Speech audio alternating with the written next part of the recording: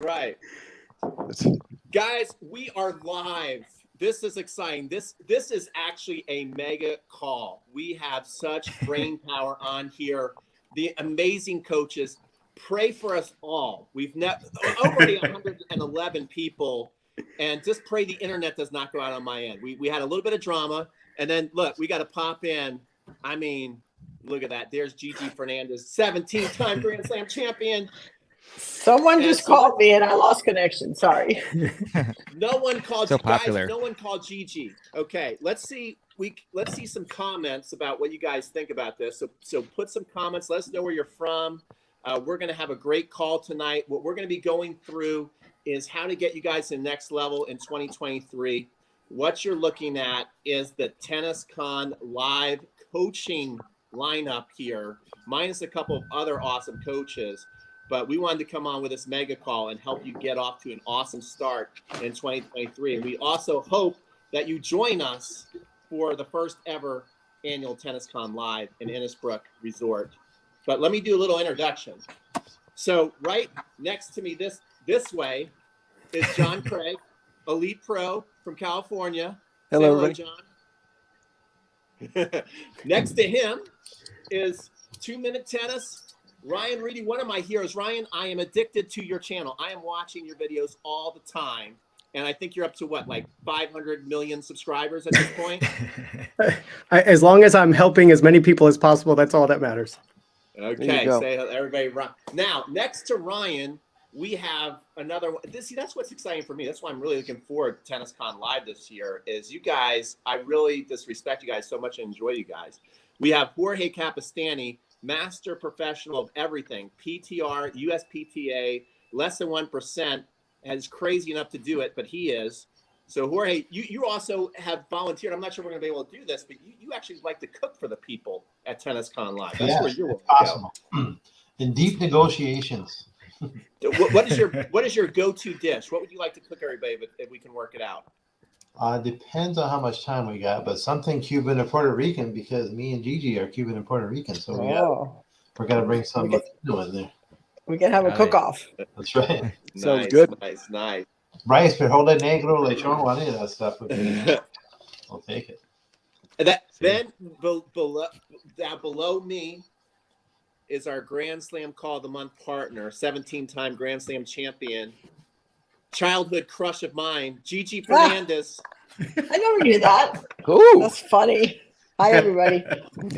It's true. Okay. Then next is my buddy Mehrban from the Tennis Summit, the Tennis Files podcast. How are you, Mehrban? Oh, I'm excited to be here. Thank you so much. It's an honor. And yeah, I always love the live stream. So thanks for having me. And then next to him is Mr. Domination, Kevin Garlington. Definitely looking the most. Look, I just got to blow him up in the solo show. Look how good this lighting is and how he's putting us to shame. Okay, just look at that. I mean, he looks Fire. like he's on CNN or something. We'll get the newscast. What's going on, everybody? It's good to be in such a crazy, great crowd.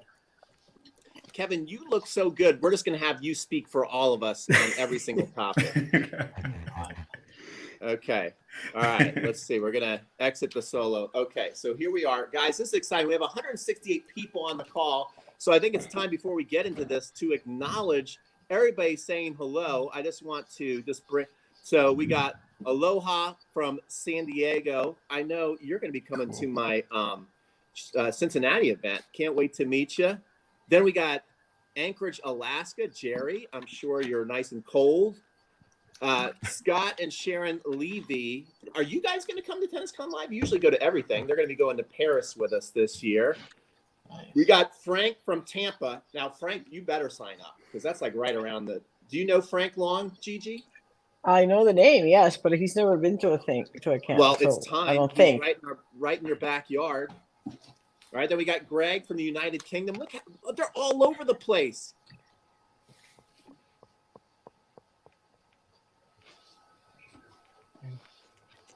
Peter. Uh-oh. Peter. Hey, California. Nope, I'm not losing my Don't do that, Peter. You guys hear me? You're back. Yeah, you're back. All right. Good. All right. Good. Okay. Well, All right. So before we better get to some coaching tips. So I see you guys. We acknowledge you guys. So the way we're going to do this is tonight we're going to talk about, everybody's just going to kind of give their thoughts on their high-level thoughts on how you guys can make the most of your time with your practices, or if you're in a match, how you can start to think about playing at a higher level in the areas of technique, fitness, how to become a better doubles player, how to become a better singles player, how to overcome nerves, and much more, plus how to join us at the end at Tenniscon Live. You see, I've got the link down below, so if you guys want to copy that link. We just lost Gigi, so obviously she's not getting the first question. Ryan, you are so good with the tips and technique. And one of the things that people struggle with, it's kind of like the New Year's resolution. You know how every year everybody says, I'm going to lose weight, right? Actually, this week I'm going to start with a trainer. I'm going to start with a tennis trainer this year so I can lose a little weight and actually maybe get a little flexible this year. But besides losing weight and getting in better shape, every tennis player says, I want a better serve. This is going to be the year that I actually get a real serve. So what I'm going to do is I'm going to ask you, Ryan. Ryan runs away. No, I'm here. I'm here. Ryan's here. Okay. What I'm going to do, Ryan, is I'm going to ask you, I'm going to give you the floor, and we're going to give him a solo layout. How would you advise people to start working on their serve? Go ahead. It's all you. Okay, so the first thing everyone really should do is devour as much Vic Braden information as possible. Once you do that, everything starts with the grip. And so you've got the base knuckle and the heel pad. You have those two spots on your hand, and they've got to be on panel number 2. It's this 45-degree angle panel. When you are serving, one of the biggest issues is laying the racket open. And what you really want is the racket to pass in. Remember Vic Braden with that hand wiggle like this. The goal is to create 360 degrees of movement. And you do that by wearing a birthday hat. And when you wear a birthday hat, don't put it in the back, put it in the front, right? It's got to be like a unicorn horn. That way, when you look up, there's something to hit. But Kyrgios, Sam Groth, and Naomi Osaka, Roger Federer, they all hit the birthday hat. So if you can learn, well, devour Vic Braden's information as much as you can, learn the continental grip, and then as you bring the racket up, knock a physical birthday hat off your head. It'll give you the circular motion that you're looking for racket speed. Those 2, or really 3 ideas, are going to make a world of difference in 2023 on your serve. Wow. We got another legend on the call, Ian Westerman. Woohoo! All right. Very cool. All right. That was excellent, Ryan. I love the birthday hat. And then I'm going to exit your solo screen there. Okay. I'm going to go another one. Great. I love Kevin's forehand. So I'm going to go to Kevin. What should people be doing to maybe get a little bit more spin and a modern forehand? What would you advise people to work on to improve their forehand? I'm going to go to you. Solo shot, baby. You're on. Solo shot for a spin and a modern forehand. I think the thing is just to understand the racket path and how to make sure you're coming up on the ball. But I think one of the biggest things that at least I see we're working with a lot of players is helping them use their entire body. So a lot of players are trying to create spin just by kind of using your arm, this motion, compared to using your shoulders to bring the racket to the contact. And I think that's something really important. Having an idea, at least I like to think about, is what you see in the majority of players is use this action of shoulder to shoulder almost, where the shoulder is coming around and that shoulder movement and rotation is bringing the racket around. And when you add that to create the force into the ball and you're thinking about the racket path, I think that's a much better way to produce more spin and acceleration, where I think a lot of players get hung up on trying to swing hard with the arm. And it just kind of, it throws everything off because now your arm's really tight. You're not able to control the racket, and it's just harder to have that kind of effortless or the kind of the feeling we all want when we hit a ball. It feels really like we're not trying that hard, but we get more in return. I think if you can work on the rotation of using kind of shoulder to shoulder movement, and you're working on coming up on the ball with the racket as you're pulling the racket through, that's one major thing that I think can help everybody. Very cool. And if you want Kevin to personally coach you the forehand on the court, make sure you come to Tenniscon Live this year. You see, if you're enjoying this content, guys, you have to come to Tenniscon Live because look at all these people. Imagine all these people you can basically have them hold your hand and go over all this stuff, right? You don't have to just watch the video and figure things out. You can actually have somebody help hold your hand that you have been following for years. Okay, Gigi, I see you're back. I'm Here's back. one question I'm going to have for you with technique, and then we're going to go to another topic, and I'll call on more coaches. What people struggle with, I think the internal debate is, I've got a one-hand backhand. I'm more comfortable with the slice, but I really would love to come over the ball. Now, since you're coaching a lot of recreational players and you're coaching doubles, would you advise them, yes, you should spend all your time trying to learn how to come over the ball? Would you say, you know what, you don't need that. Let's get your slice better and have you playing smarter doubles. I'm going to put you in a solo shot, and then let me know your thoughts on what people should be doing with their one-hander.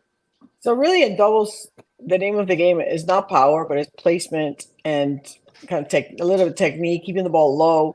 So really the slice is probably more effective in doubles because with that slice, you can keep the ball low and you can place it better. If you have a one-handed backhand, learning to hit topspin on it, it's good if you're super high level, 5.0 plus, then you definitely need to hit your backhand. But in the lower levels, I would just spend more time working on your kind of chip backhand cross-court slice so you can keep the ball low. Very good. I agree. Now, what do you think of the people who say, well, I'm afraid if I just chip all my returns, people are just going to start poaching on me. How can you avoid being just picked on and poached on if you are chipping your backhand return? So you need to learn to chip lob down the line, right? So if people start poaching on you, then just throw it up down the line, defensive lob, make it high in trajectory, and so switch the shot. So they don't know if you're chipping cross court or if you're chipping the lob. That's what I would recommend. Yeah. I love that too, because what I point out all the time is, look, unless you're going to play somebody 4-5 or higher, barely anybody has an overhead that they're going to put away. In fact, most of the time they're just going to give you a free point if you can get the ball just at the service line. You don't even need to get it near the baseline. Right. Yeah, and like you're saying, if you have limited time, then learning to hit a one-handed backhand or learning to hit hard with your backhand or hit harder with the backhand is not what's going to make you a better doubles player. It's more placement, finesse, keeping the ball low, being able to chip cross-court, chip lob, and kind of mixing it up. Okay, very good advice, of course, from Gigi Fernandez. Now, I got to put one thing in here before we go on to the next topic, because this is a little concerning, and we might have to get Maury Povich out here tonight, because somebody said 2-minute tennis is my daddy. I mean, Ryan, are you the father or are you not the father? That's my son. Mikey, right? It's bedtime, so he should be, but I appreciate him watching. Love you, buddy. Oh, so you are the father. Wow. I thought that was somebody making a joke that they love me so much. It's actually my son. That's hysterical. He actually is the father. I didn't see that coming. All right, that's awesome. Okay. All right, next we're going to go into nerves. And I want to go to the Master Pro for this, because this is a very delicate, not everybody's qualified to talk about how to handle nerves and mental toughness. But Jorge, I think you are. And what you're going to be doing at Tenniscon Live is you have your own version of the 16-second cure. So can you talk about that a little bit and how you're going to help people at Tenniscon Live be just more focused and more confident in between points? Give them some tools. I'm going to put you in the solo layout, and let's do this, my man. Sure. So I think probably the first thing that I would want to get people to understand is that in tennis, you're really training in 4 areas. None of us coaches invented these. It just is what it is. And one of the areas is technique. The other one is movement. The other one is strategy. And the last one is mental. Those are the 4 big pillars. Some people call them slightly different things. But what I find is that so many rec players live in all those other areas, and they kind of ignore the mental. So the quiz I ask, I can do it right now. If everybody listening right now, think of all the hours you trained in 1 year. For some of you, it's 10 hours a week. Some of you, it's 3 hours a week. But it's going to be hundreds of hours. And then if you just ask an honest question, like in those 100 hours, let's say, as an example, how many minutes total did I spend training in mental toughness? And the answer for most rec players is 0.0 minutes. They just, I don't think that's that important. I don't know what to do. How do I even do that?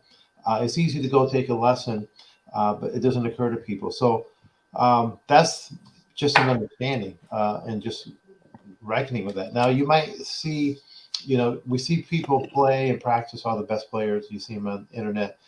We can see them practicing their strokes. Rarely do you see a video of Federer working with his mental coach. That's not so prevalent online. So people think, well, it must not happen. Federer must not do any of that. He must just be gifted in that area and was born that way.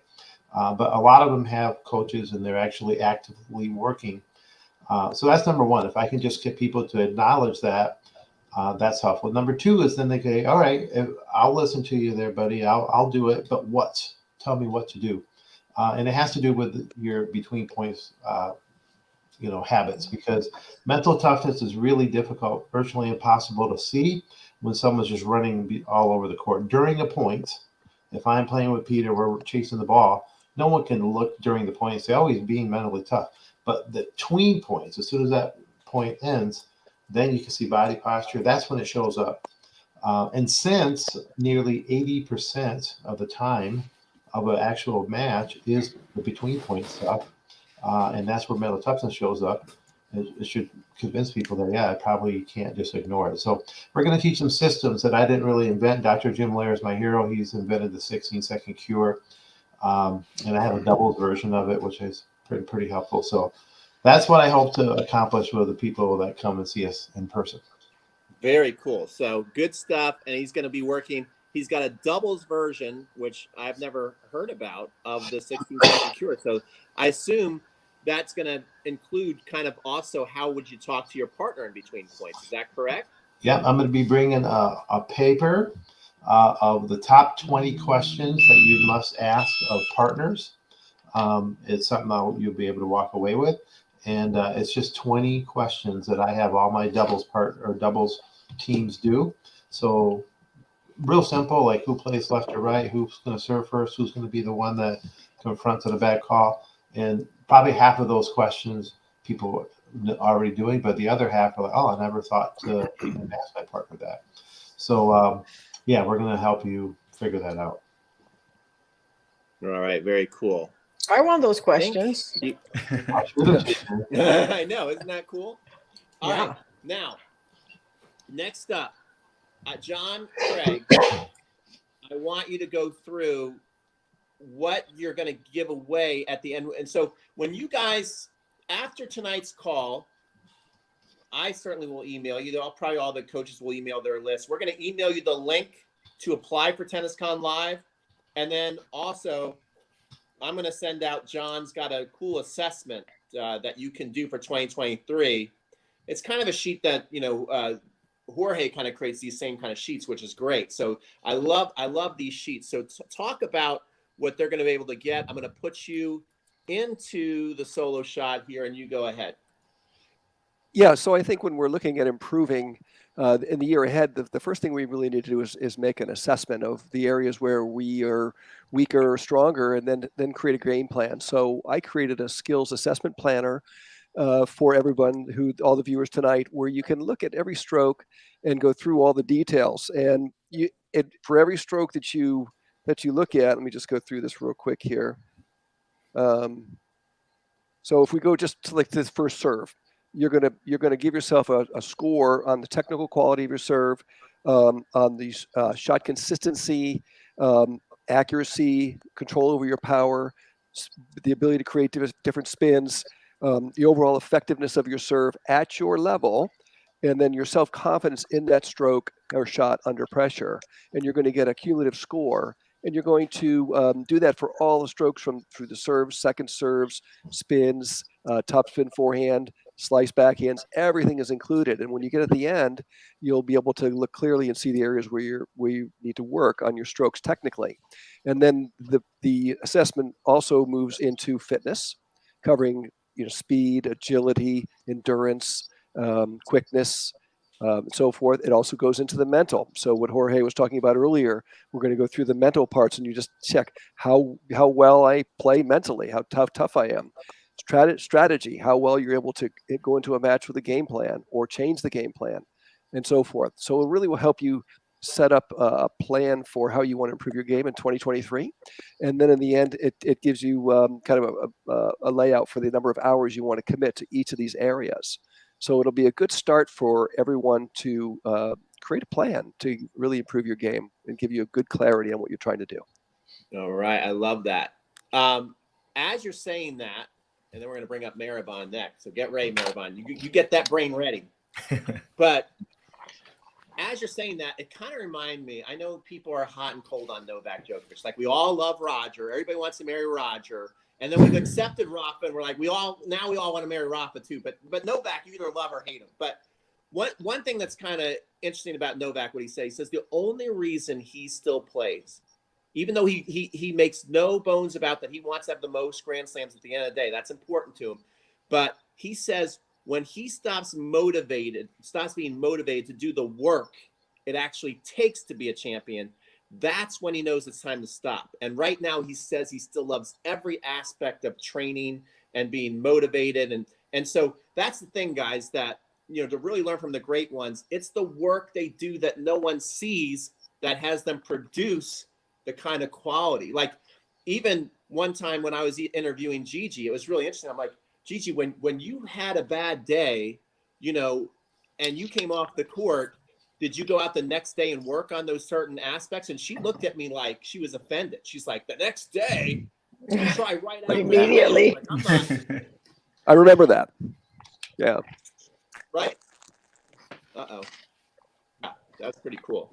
Gigi's kind of, I think, breaking up. Okay. All right. Mehrban. I'm breaking up. I'm here. Now, Mehrban, I want. Now you sound good. It kind of went away. Okay. Mehrban, one of the things that people have every year, it's one of my goals this year, is fitness, right? To be more in shape, right, to be more fit. And you have noticeably gotten fitter every year, which makes me like you less and less every year. Just so you know. Hoodie. Yeah. All right. So I'm going to put you in. So give people some fitness advice so they can actually achieve their goals this year. What, just maybe from a mindset or your daily practice routines, when do you work out and all that kind of stuff. Give them some help. Yeah, I have a lot of thoughts on this. I mean, first off, you do have to evaluate like how much time you have per week, because I think a lot of mistakes that people make are the biggest one is that they like create a fitness plan that's too elaborate for the time that they have, or it's just too much. You know, they go from no fitness plan at all to like a huge one. And so I would evaluate how much time you have, and then I would lean on the side of less is more. So if you can, you know, stick to a routine, even if it's like 20 minutes a day, 30 minutes a day, and you put that in your calendar, then you're more likely to be consistent. Then you build the habit, and then from there you can keep doing it. And I also would prioritize strength training, because especially as you get older, you lose muscle mass, and thing with strength is that power and speed, that all comes from strength, and you're going to help avoid injuries as well. And then I would also evaluate like your deficiencies, if you have any, and, you know, try to make sure that maybe you double down on that particular area when you're constructing your strength training routine. And then also from speaking with a lot of the top fitness trainers, you know, Dean Hollingworth, Satoshi Ochi, just to name a couple, you know, they all pretty much advocate for full body routines, unless you have, you know, many days per week, you know, 4+ days per week, then maybe you can look at doing like, you know, specific muscle groups, but otherwise, you know, full body routine. And, you know, don't forget the really important movers in tennis, you know, like the lower body, and the back as well. So that's a big deficiency that a lot of tennis players have too. Like they work their pushing muscles too much and they forget their pulling muscles. So I think in the workout that template that Satoshi gave me, he advocated for doing 2 pulling exercises versus 1 pushing. So I hope that those are helpful. I mean, I would just kind of, again, just try to establish the habit first, go with just a shorter workout. And then from there, once you get it going and you're consistent, then you can build it up from there. So hopefully that helps. And also don't forget to do the dynamic warm up beforehand, because that really helps with avoiding injuries. I actually went through an injury myself, and my PT gave me some exercises to do before I play, and that's helped a lot. So, and if you get injured, last thing is find a really good PT, because I first went with my family PT and they didn't know what was going on. And then I went to a sports specific PT who has treated a lot of tennis players and other athletes. And then he pinpointed and found the exact problem. And now I'm feeling much better. So second opinion always helps. So that was a lot, but hopefully you found that useful. That was very, very good, Mehrban. Excellent, excellent. Thank you. And so what time are you going to work out? But by the way, guys, I want to give everybody a shout out who's on tonight, because we've been over 270 people.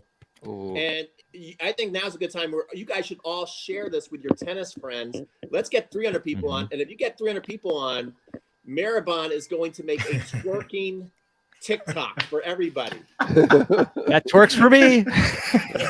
Boy, oh boy. Okay. So you got to pay extra for that. That's right. Hey, he's only doing that at Tenniscon Live this year. That's right. Sure. He's our nightly entertainment. Yeah, nightcap. Got to pay $50 for that. Okay, very cool. So now we're going to go back to our Grand Slam champion. If you were to just think of 3 things, like you're coaching teams now down there, Gigi, what are 3 things that you are trying to get your doubles team to be able to do to win matches today? Not tomorrow, not next year. Today. Going out there, they got to win matches. What are you going to tell them? Give them 3 things so that they can go win and execute. I'm going to put you in the solo screen. All you. All right.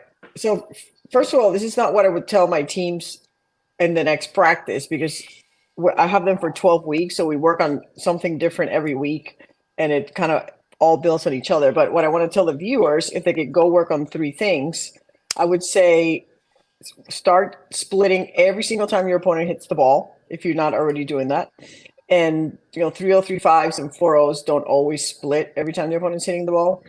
And so if you're not, start doing that. If you're 4-5 and above, then start doing the 3-step split. So it's split, outside step, inside step. So to try to elevate your split level on that. Secondly, I would work on your first serve location. So try to get more accuracy on where you want your first serve to land.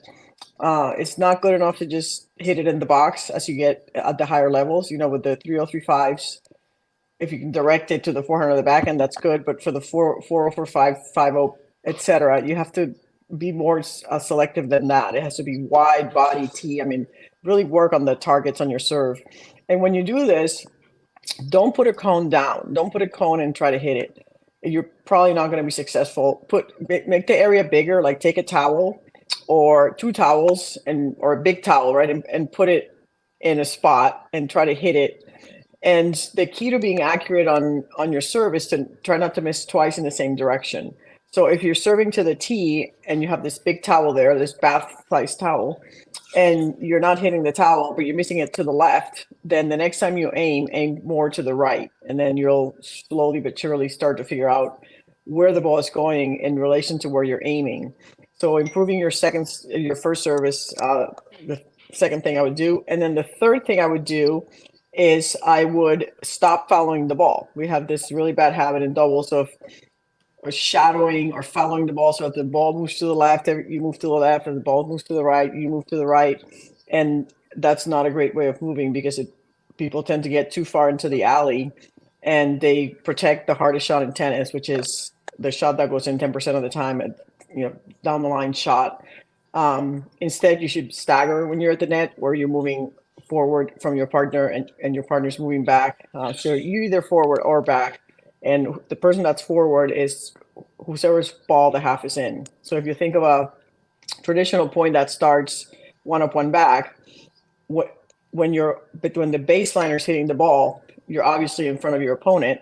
So throughout that point, you should maintain the position of being, in front of your partner. So when your partner's behind you, so when you're starting out the point, your partner's behind you. So your partner should stay behind you the majority of the time. And my phone is blowing up. And this is the last time that I do a live call on my iPhone because it's just blowing up with people texting me. I don't know why. Stop texting me, everybody. So those 3 things: split every time, don't foul the ball, and work on your first serves. Awesome. Well, I mean, Gigi, you're so popular. Of course, everybody's going to be blowing you up. But here's one thing I want to say that I don't think people just understand.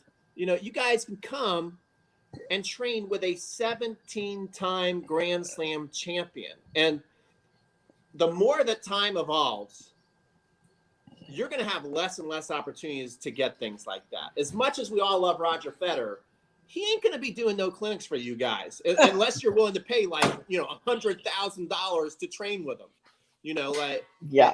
And there's like the tennis fantasies in Texas where you can, be with Newcomb and Laver's been there and all that kind of stuff. And Gigi does it. But I'm telling you, we all love Roger. He ain't showing up. He ain't doing clinics for you guys. This is a rare thing to be on the court with a 17-time Grand Slam champion. And if you can take advantage of it, I think you should. Because thank you, Peter. Yeah. Don't you agree, and, Gigi? And you know what? Well, people willing to do this.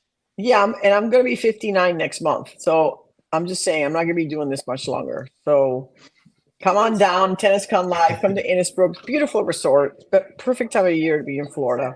Yeah. We have great coaches, and this is very different. If you've already done my doubles camps, this is very different than my traditional doubles camps where we work on doubles. Here we're working on everything, right? We have a lot more time, and we have some great coaches helping you along. So we will work on doubles, but it's just a small portion of the camp. Very cool. Okay. Next, I want some doubles tips. He might even have to go to the board. We got that beautiful, but we got to use the board, man. I want your number 1 or number 2 double strategy. 3. You won 3. Do we want 3? You got 3? Mm-hmm. Oh, you won 3. He's probably got 100 of them. This guy, go watch his YouTube, please. I mean, the guy's amazing. All right, here we go. Go ahead. All right. So one of the issues with doubles is you aren't sure where to hit the ball. And I want to give you all a really simple way to know where to hit the ball so that you're right more than 80% of the time. And of course, there are exceptions, but the reason there's an exception is because there's a rule. Follow this rule, you'll be right more than 80% of the time. Simply hit the ball to the opponent who is standing where you're standing. That's it. When you're in the back, hit the ball to the other back person, because most doubles points are played 1 up, 1 back versus 1 up, 1 back. Obviously, Gigi was talking about using the slice and coming in, but in the reality, this is typically how doubles is played. 1 up, 1 back versus 1 up, 1 back. So when you're in the back, your job is to prolong the point, because if you end the point, you're only going to win the point about 25% of the time when you're behind the baseline. But when you're at the net, the same rule applies. See, in doubles, you've doubled the number of people, but you haven't doubled the amount of space. So it's kind of hard to keep the ball away from people. So when you're at the net and you have a ball above net level, you want to take it right at the feet of this person. Now, what typically is tried from so many players is they try to hit through the middle, but it's so easy then for the baseliner who has enough time to prolong the point to keep the point going, and then you've squandered that opportunity. This is most common on an overhead, and I would actually say it's the number 1 mistake, is overheads hit to the baseliner. Just imagine dodgeball when you're a kid in gym class. You aim for the kid closest to you, not farthest from you.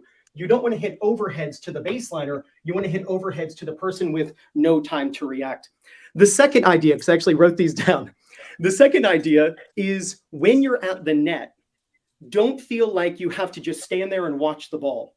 Follow the ball like it's a magnet. I have a magnet. So when the ball is hit to your partner, and this is you, move back, and then the person over here moves forward. When the ball is hit cross court, you want to follow the ball. So as the ball goes forward and back, don't cross the net. Then you go with the ball. This allows you to play offense and defense. And here's my last tip for you. when you attempt a lob successfully and you get this team to switch, please put your toes on the service line. I see this in college and pros all the time. They get super tight, and that's what Vic Braden calls rushing the net to lose at a faster rate, and then you just made it much easier for their lob to go over your head because they're going to lob your lob.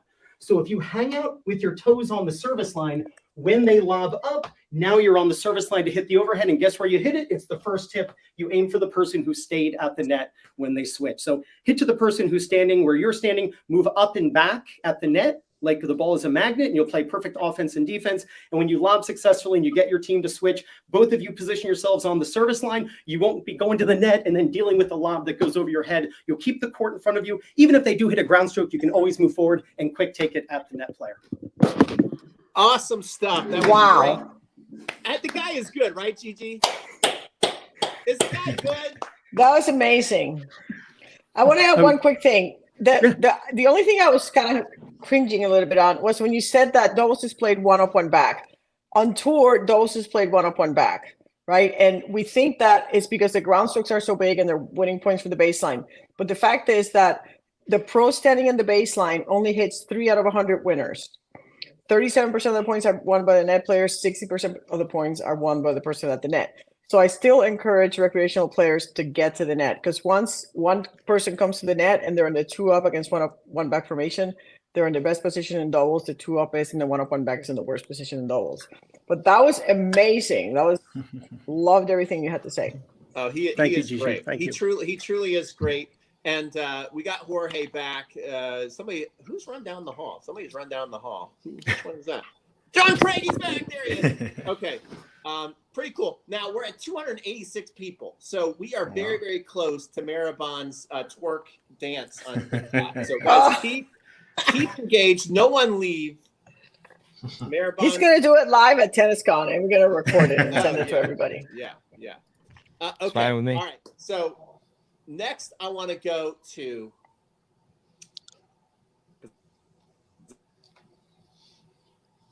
He froze.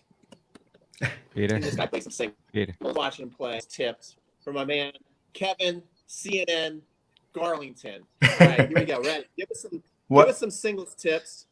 Whoops. What? I'm trying to. Maybe repeat.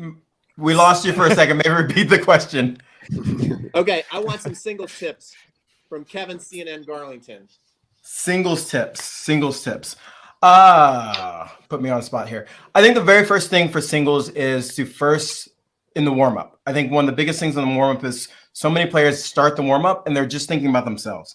And you can start gathering information the moment you hit with somebody. I almost evaluate when I'm warming up. I see, does the person, how do they move left or right? Do they move up to the ball? How many volleys do they take? How many overheads do they take? I think singles is about evaluating your opponent so you can have a game plan as you go in and you can start adjusting that. And so the very first tip I would say is when you first go out to warm up, you should already be warmed up. You should be going out to gather information. I think this is the first mistake that a lot of players make, is that we're thinking about ourselves. Number two is then you have to start updating that information. And there's a bunch of different ways you can approach singles, in the sense that you can have your strength to their weakness. You can have your weakness to their weakness, as long as your weakness is bigger than or more consistent than their weakness. And there's different ways to approach it. But I want to touch on what I think is so important that Craig O'Shaughnessy always talks about, which is the power of the kind of basically the first 4 balls, the serve and serve plus 1. And I think a lot of times we all get caught up in like trying to grind from the baseline, but I think it's critical that if you're gathering information from the beginning, that you start trying to set up a serve plus 1 or serve plus 2 type tactic early, because I think it's 67% of points are won within the first 4 shots. Yet most of the time we're thinking about how we're going to grind and keep a ton of balls in. And yeah, that's necessary, but I think it's really important that if you can focus on how you basically play those first 2 shots, it's going to put you in that 67%. And it was super interesting where I'm working with players, and in the beginning, depending on your level and what you can do, I almost say like, don't miss the first 2 balls. Like if you can get past the first 2 to 3 balls, you're going to win 67% of points. And they're always kind of looking at me kind of stunned, but I would say that's where I would start, in the sense of evaluating from the start to see what's going on and then using that. And then the next thing is update your information, because a lot of times you might start a match off and it's going well in the beginning, but I feel like tennis is a chess match. And so your opponent's not just going to let you sit there and beat you up. I think the Mike Tyson saying is like, everybody has a plan until they get punched in the face. And just like in tennis, we get punched in the face, and too many times we freak out and try to almost do the same thing instead of using that evaluation we did in the beginning to start updating and going, what can we do next? And try to stay ahead of your opponent as far as what you want to do. So I think that's really important just as a mental frame to walking into singles, thinking about what's my game plan? Because I think most people kind of walk in and it's like, well, we'll see what they do, and then I'll start doing something, instead of walking in with a game plan of what you already know you can do, and then use the evaluation to pinpoint how you're going to start the match off. Yeah, amazing. Good stuff. All right. We're going to remove you from the solo shot because you're just looking too good. Okay. All right. John Craig, what I want you to do is I want you to talk about if people are going to play singles and doubles in the same season, how do they need to change their mindset from a singles match to a doubles match? What should they be most focused on, the singles match, and then in a doubles match, what are the biggest differences that they need to be thinking about? Because I gave a lesson to a guy today, and he said, I play singles and doubles. So there's people out there that do both. So when you're flipping from one to the other, how do you do that? What I think is interesting is that, when I was playing, college tennis, I played singles and doubles. And I always felt as though, and I tell my students this, they say, oh, I love singles. I love singles. But I say, play doubles, because playing doubles will help your singles, and playing singles will also help your doubles. So, I think the things that are common amongst singles and doubles is serve quality. Regardless of whether you're playing doubles or singles, getting that first serve in at a high percentage makes a big, big difference.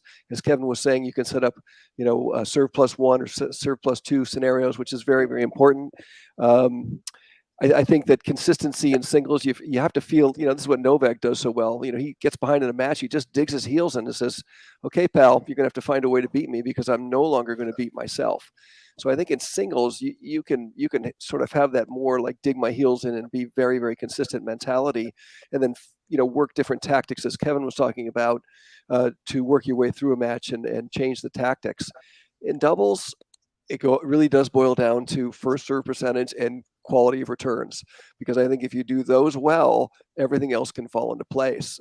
So for those of you who want to improve, those are the shots you really got to work on. It may be boring. It may not be as much fun as hitting ground strokes and volleys, but the more effective you are at serving and returning serve, you're going to win more matches. And it's really, it boils down to that simple thing, whether it's singles or doubles, really.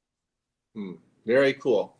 Okay. I got two people left to go through. I got Jorge and Mehrban. I'm going to start with Jorge. Jorge, what I love, let me get everybody, let me exit you out here. What I love is what you talk about, and maybe you could just do a little, not too long, but just a little bit on oh my God, we're at 290. Guys, we need a TikTok dance for Mehrban. Things that are deployable in your game. Can you just explain what that is, and so people can know what they should be using in a match and what they're working on that they currently have no business to actually bring it out in the match? Okay, 291. Oh, you're in big trouble, Mehrban. You are in big trouble, buddy. Okay, here we go. Solo shot, Jorge. Oh, Jorge, we cannot hear you. We'll give you, he's at 1. We'll give him a chance. I'm back. Okay, nice. That's clutch. Okay, so yes, the word deployable is a word I throw around a lot when I teach, because I'm always trying to help people understand what they have, what's usable, right? Like if I say to a lot of my high school students, hey, can you serve volley? They'll say, sure, I can serve volley, but they really shouldn't, because it's, they can run forward and volley, but they're going to miss and lose more points. So it's not really usable. So think of any shot. Let's say it's a skill of, a drop shot, and you can do it for every shot. It's going to rise to 3 different levels. The first level is usually you're going to be able to do it in practice, but not in a match. So it's really not deployable. The next level, it goes to where I can do it in practice and I can actually use it in a match. It's usable or deployable. And that's a big cutoff line. And people have a lot of shots that are just under that. And then that shot might, if it's really your strength, might go to the next level where it's actually a weapon. So think of, Peter's forehand. Is it usable in match or not? Is it deployable? And then is it a weapon? It's going to be one of those three things. And what I want people to do is, you don't need a million shots all just under deployable. I'd rather have you have 3 or 4 skills. I can drop shot, I can serve volley, I can slice. Those are deployable. I'll take it. But I have a lot of people that they dabble and they get shots just shy of being able to use it. That's a real frustrated tennis player, by the way. So the phrase deployable is just whether it's usable. And those are the ways. You don't want to have too many shots that are just under being deployable, because that's when you start thinking, well, I can do it in a practice, but not in a match. I must be some schmuck. So that's the word deployable. I love it. I love it. All right, we're at we were at 1 second. We were at 294. I know you guys want this to happen. I know you guys want this to happen. All right, Mehrban, you play a lot of matches still in league. Okay, so you're still a very active tennis player. Can you tell us what your top 3 goals are personally for your singles game this year in 2023? I'll put you on the spot. And hopefully at the end of we're 293 as you're going live. By the time Mehrban is done speaking, I want 300 people on this. Top 3 singles goals. Okay. Well, I definitely want to serve better, hold more, percentage wise of my service games. I feel like that's definitely an area where I haven't reached the full potential.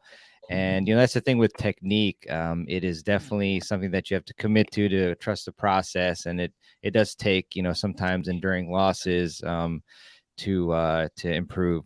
As we saw with Federer, I think he's the one maybe, or was it Sampras that switched from a 2-hander to a 1-hander? But yeah, in terms of a second singles goal, honestly, it's maybe not metrics based, but it's just to be more aware of like my opponent's weaknesses and strengths and things like that, because I think that's such a big key.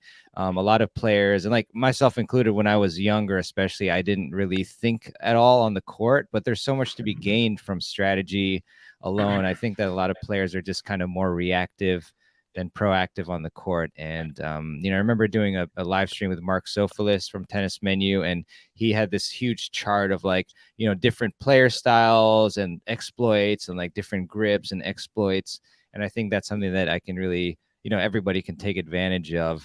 And the third one, I think it's to win more third set super tiebreakers, because I've had a lot of those lately, and they're really enjoyable, but it's, I've probably been like even in that respect, but I think being able to use a lot of the mental strategies from these great coaches is going to be really fun to put to the test and try to improve that aspect of winning in the clutch moment. So I guess those are my top 3. Sometimes I try to stay away from like, oh, I want to get 40 wins or something like that, just because sometimes that puts a lot of, undue pressure on you. And I just kind of want to focus on the process of improving, and then, the results will follow. So those are my 3. Okay, cool. Okay, now this was awesome. First of all, how fun is this mega? This is truly a mega coaching call. I didn't know how this was going to go. I got to admit, I was super nervous doing this, but I think this is going pretty good. So, what I want everybody to do now, we're going to flip to the Tenniscon live event. And what I want you guys to think about, and you can ask a question, is if you were to be on the court with any of these pros, what would you ask them? Like say, Ryan, if I was on the court with you, I would teach me X, Y, and Z. Or Jorge, I would love you to do this. Or Gigi, if I had the pleasure to be on the court with you, I want you to teach me this. Like, if you could be on the court with one of these coaches and ask them a question, what would it be? And as you're putting these questions in, we'll come back to them. But what I want to do is I now want to go to the Tenniscon Live coaches and ask them, what are they going to be teaching at Tenniscon Live? What is their goal to help you become a better tennis player after you leave this event, which is going to be incredible. It's going to be, by the way, it's March 30th and then there's 31 days, right? March 31st, April 1st, and April 2nd. It's a 4-day event with us. And we also have, who's not here tonight, Carew, who's down in Australia with his player, who's I think it's like number 50 or 60 in the world right now. And he himself was 400 in the world. Carew Self from Tennis HQ is going to be there, and also Jeff Greenwald. So you guys were so great. You responded so fast. I'm like, oh my gosh, too many coaches on the call, so I didn't ask them, but they're going to be back for more stuff. Okay, Gigi Fernandez, what are people going to learn from you at Tenniscon Live? What do you hope that they leave getting from you when they come to Tenniscon Live? Mute it. There you go. My instruction is going to focus on doubles because that's, I mean, I know a lot about I know a lot about a lot of things, as you can imagine, about tennis, but I'll just stick to doubles. Tactics and strategy is what I like to teach. I don't like to just feed a lot of balls and have people hit aimless balls. Every drill that I do has a purpose, and we're always working on some tactic or some strategy. So I'm going to cover as much as I can of the Gigi method, all the steps of the Gigi method, and share all my knowledge about doubles with anybody who comes. That is awesome. Okay. Brad says, how about a selfie and an autograph? Is that possible if they came to Tenniscon Live? Of course. I mean, we become pals when I do these camps.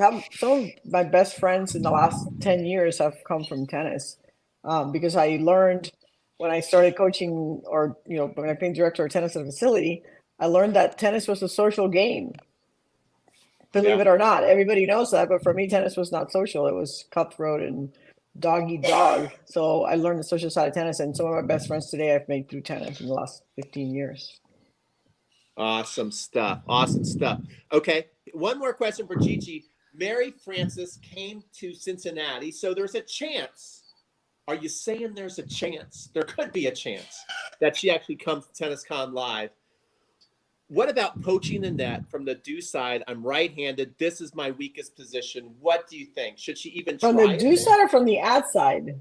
So if she's poaching from the do side, she has a forehand volley poach. If she's poaching from the ad side, she would have a backhand volley poach. So I'm thinking she was thinking that because most people's forehand volley poaches are better than their backhand volley poaches. But in any case, whether it's the backhand volley, the key to backhand volley poaching for people, it's really to be as close to the net as possible. You want to always move diagonal. When Ryan was talking about following the ball up and back, I love that. And then, but you also move in a triangle. So you're trying to cut off the ball as your opponent's hitting the ball. You're actually trying to move diagonal towards the center strap to intercept the ball. And with the backhand, you have to be super close to the net because it's a lot harder to put the ball away. With a forehand, you can get away with poaching from a little bit further back if you have to. I mean, ideally, you're closer to the net, but with the backhand, you can't get away from it. So Mary Frances, come to Tenniscon, and we'll definitely work on all these things. She says she's coming. I see it. And I want to shout out to Tiffany Backey, who is also coming. She was, if anybody saw Below Deck, the last 2 episodes, I took a group of players on Below Deck, which if you don't know what that is, it's a reality TV show on Bravo. And we played tennis in St. Lucia, and Tiffany was one of my guests, and she says she's coming, so shout out to her. Oh my God, I gotta watch that show. Oh my gosh. It was fun. It was awesome. Super fun. That is awesome. Okay. All right. 2-minute tennis, right? People are loving you on this live stream. They're like, this guy is awesome. And he is awesome. And I don't know if he's ever done any live events yet for people. So this could be a pretty great opportunity to get on the court with Ryan. And Ryan, what are you going to be doing for people at Tenniscon Live in Tampa, which is going to be amazing weather? Like, you guys got to come. What are you doing? All right, here we go. So one of my passions is helping people video themselves and learn what to look for when they video themselves.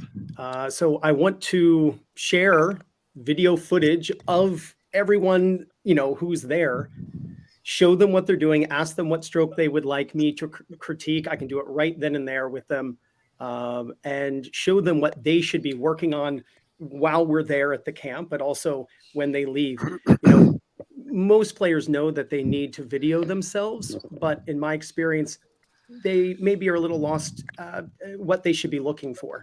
And so I want to kind of demystify what they're looking at when they look at video footage of themselves and give them 3 or 4 simple, actionable tips that are going to make a world of difference in their game. So I think it's important that we have to be our own advocates and that we can't always have a coach nearby at all times. And teaching is just information transfer. Well, there is no such thing as teaching. I heard there's no such thing as teaching, only learning. So it's important that the person you're teaching is learning. But I think it's really important that people are able to self-diagnose, see themselves on film, and the feeling you have when you can see a problem and fix it is amazing. So that's definitely what I want people to come away with. Yeah.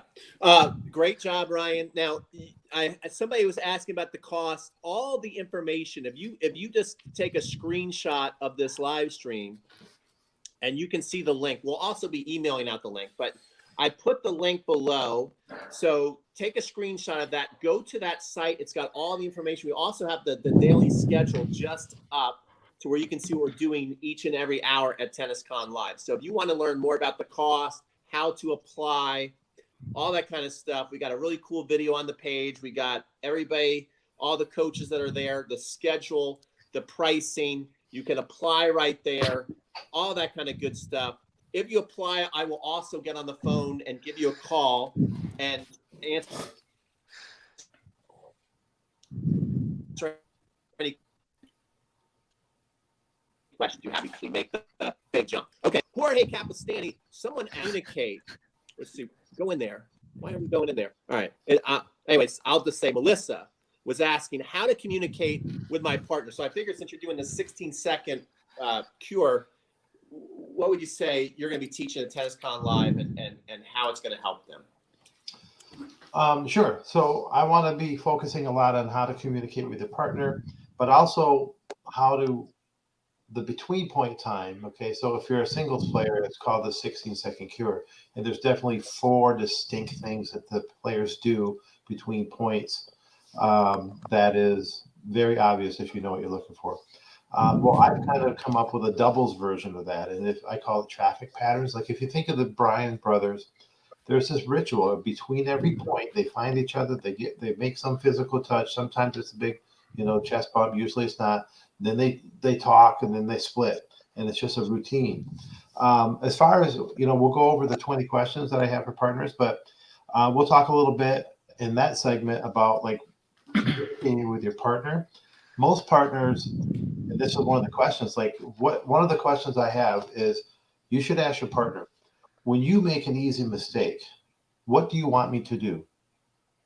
Ask them, because some of us think, oh, sorry, my partner just missed an easy overhead. I'm going to tell them what they did wrong. I'm being helpful. I'm going to say, hey, and that's coaching. You may not want it, probably don't want it. Some people would say, just encourage me. That's what I want. And some people say, just be quiet. I don't need anything. I'm already frustrated. So just knowing what your partner wants to receive, it's not what I want to send. It's what my partner wants to receive. And most doubles partners have never thought to ask that of each other. Like, if I make a really easy error, what do you want from me? You make the error, Peter. What do you want me to do, Peter? And that's probably a question you should know, because you might unaware that you're doing something that they actually hate. You go up to them and say, it's okay. And they go, don't tell me it's okay. All right, I know it's okay. So just simple communication so you're on the same page. But generally, people don't want to be coached, even if you're doing it nicely. They don't want to be, they're not looking for a lot of technical advice from their partners generally in the middle of a match. Good stuff. Jorge, if I miss an easy shot in the match, I want you to slap me in the face as hard as you can. I might slap you in the butt or something. Kick in the butt. In the face, full fist. That's how I feel about myself on the court sometimes. All right. Okay. Kevin Garlington, what are you going to be teaching people at Tenniscon Live? I'm going to be focusing on the forehand and the backhand. I have a one-handed backhand, but I've also had a two-handed backhand. But I think sometimes what needs to happen is just simplifying everything. I think there's so much information out there, and it's all about coming down and simplifying things and working on some fundamental, solid things.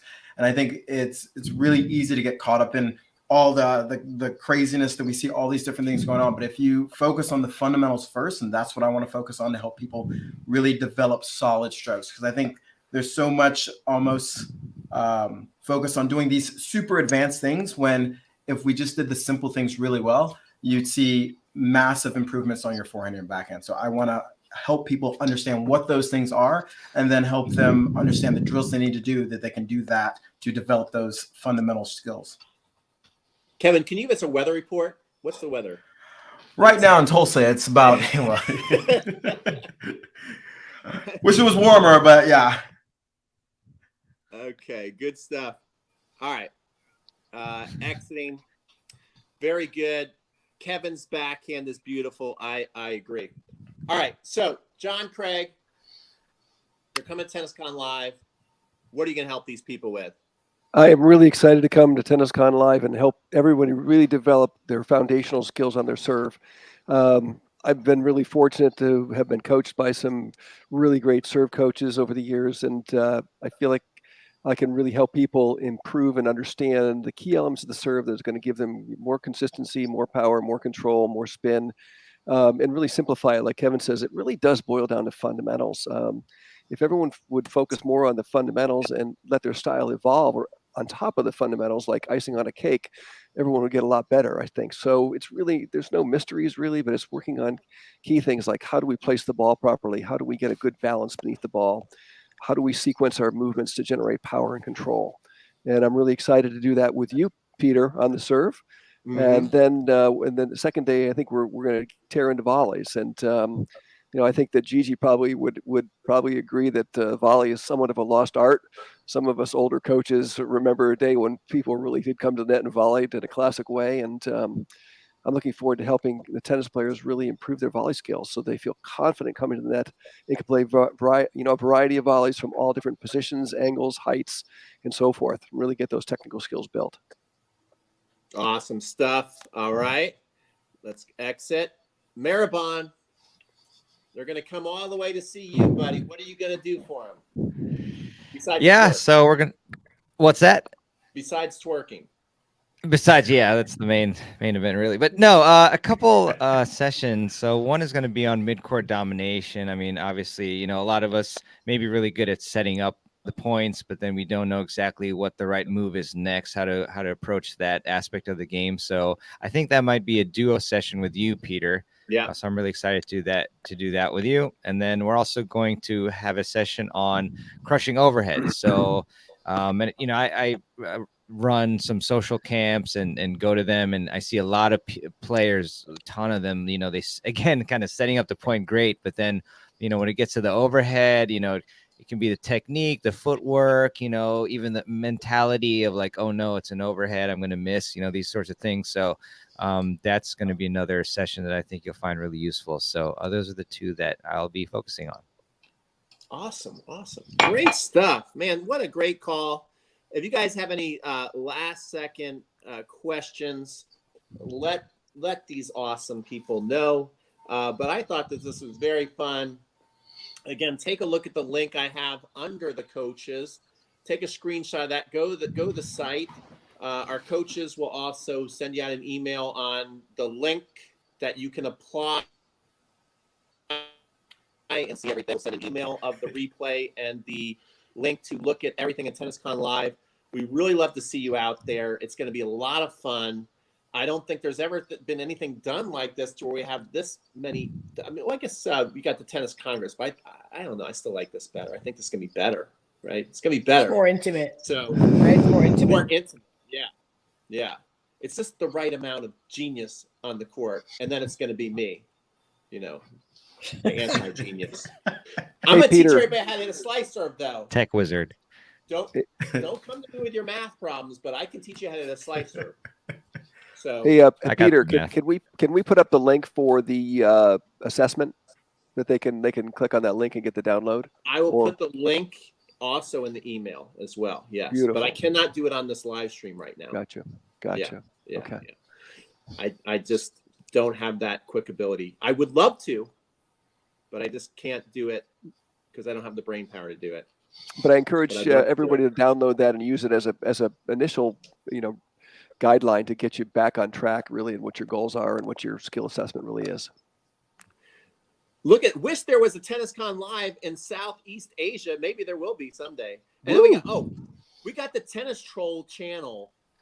Everybody needs to go watch my forehand lesson with MEP, the most exhausting player, aka your worst nightmare, aka Ben. He's amazing. Okay, all right. Any parting thoughts from our coaches as we depart? Yes, Ryan. One of the things that I think makes a huge difference in people's games, especially singles players and doubles as well, of course. But always have an air target. Always know exactly how high over the net you're trying to make the ball cross. And as you move closer to the net, aim lower. And as you move back, aim higher. You won't always hit your target, but always having an air target will definitely make you a more consistent tennis player. Very cool. Very cool. I like that. Are we applying to be part of a session? Where'd it go? What level? Let me just add something to that real quick. Sometimes when I ask people, where are you aiming the ball, they stay at someone's feet.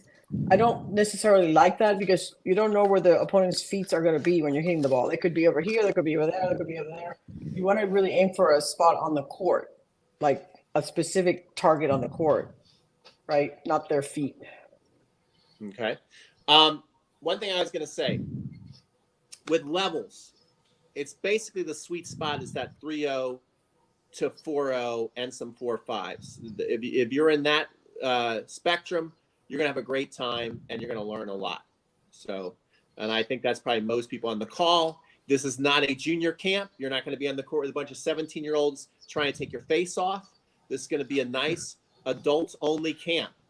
So that's going to be who's going to be there. Anybody else before we go? Yeah, one quick thought. I think that as all of the viewers are getting ramped up to improve their games here in 2023, try not to associate improvement with an effort with tension and stress and overdoing it. Try to find your natural self and be fluid. Avoid getting over tense because a lot of players associate improving and playing better with muscling. Try to take the muscle out of your game and find your natural fluid self, and that way you'll avoid injury and you'll probably certainly play the ball better as well. Find your natural fluid self. I love that. I would say one other thing to that, just an overall mindset. I think we get so caught up in trying to make this quick improvement, this quick fix, instead of looking at the game as this lifelong journey. And I think when we start looking at it as a lifelong journey, you're going to have hiccups around the road, but it's like if you look at it from a long-term perspective and every day just try to get a little bit better, it takes off the edge of like, my forehand's not working this week and I'm going to lose this match. And instead of thinking like, how can I make my forehand or backhand or whatever a solid weapon or a solid stroke? And when you look at it that way, you look at a long-term vision and you get where you want to go much quicker. Because I think a lot of times we get in such a rush to have the instant fix, instant now, that we Band-Aid something and we go out and it kind of works for that level. Then you get better, but it breaks down. But when you look at a long-term view, like you're taking all this information and looking at how you can just find that nugget and incrementally work over a long period of time, I feel like you always get the result quicker because you're taking a much broader view and time works on your favor instead of against you. Yeah, that I want to put a point on that too. You're gonna hear things at Tenniscon Live from these coaches that you might not hear online, because there's going to be some things that we're going to teach you that's more specific to you, first of all, and also that you are going to need to hear. A lot of the videos that we make, we know you're going to watch them. There's some videos that we're like, it's like that whole thing, a tree falling in the woods. If no one's going to watch it, we're not going to make a video on it, right? So you guys want to hear you guys want to hear the quick fix. You guys want to hear how to hit a forehand like Roger Federer, which is great. And those videos should exist. But you also need to hear some things from us in person that we might not ever make a video on because we know you're not going to watch it.